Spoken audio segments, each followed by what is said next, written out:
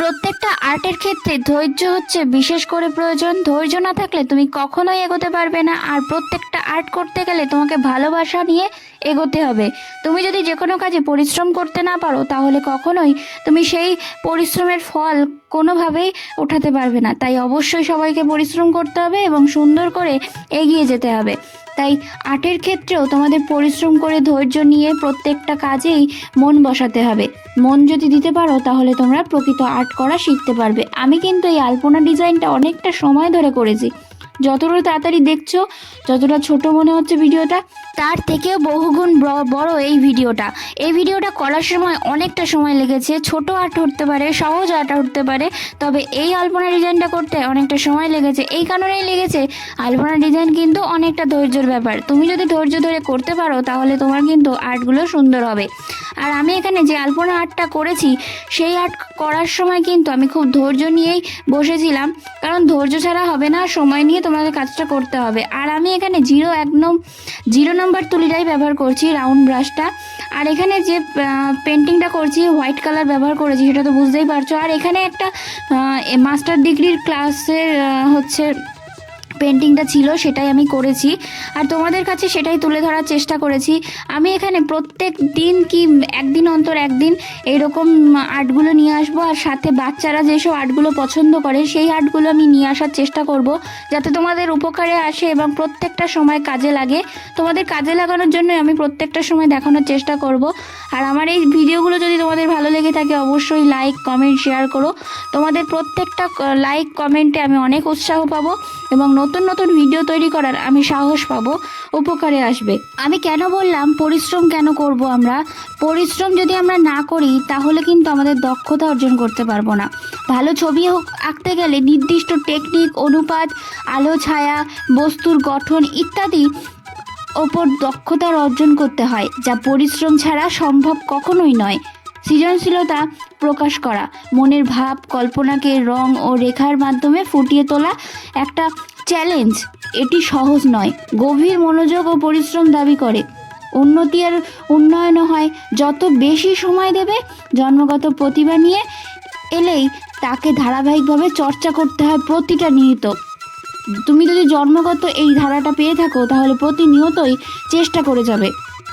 তৃপ্তি আর পরিপূর্ণতা বজায় রেখে কাজ করতে হবে।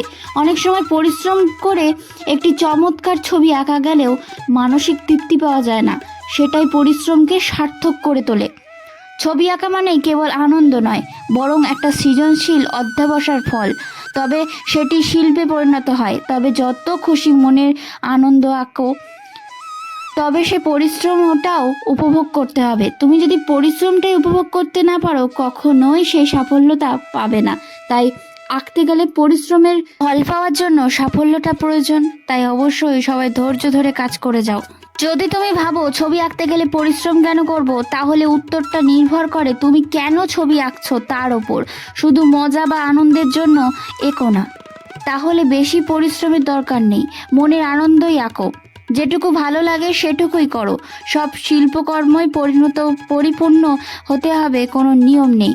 যদি চাও ভালো শিল্পী হতে বা দক্ষতা বাড়াতে তাহলে পরিশ্রম করতে হবে, কারণ দক্ষতা, পরিশ্রম, ক্ষমতা, রঙের জ্ঞান সবই চর্চার ওপর নির্ভর করে।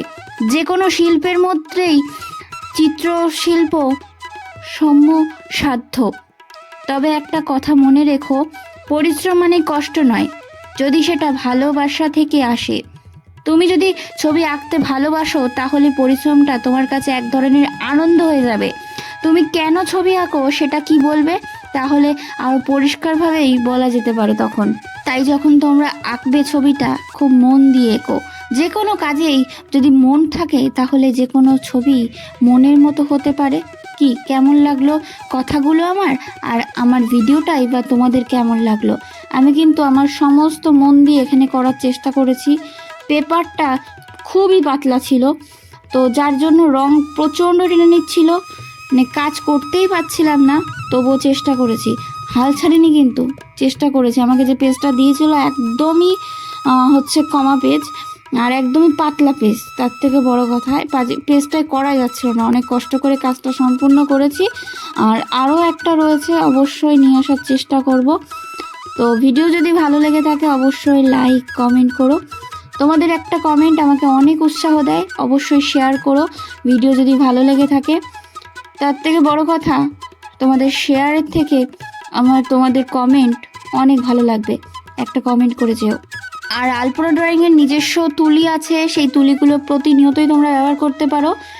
একদম 000 আছে, এগুলো তোমরা ব্যবহার করতে পারো, কাজে দেবে তোমাদের।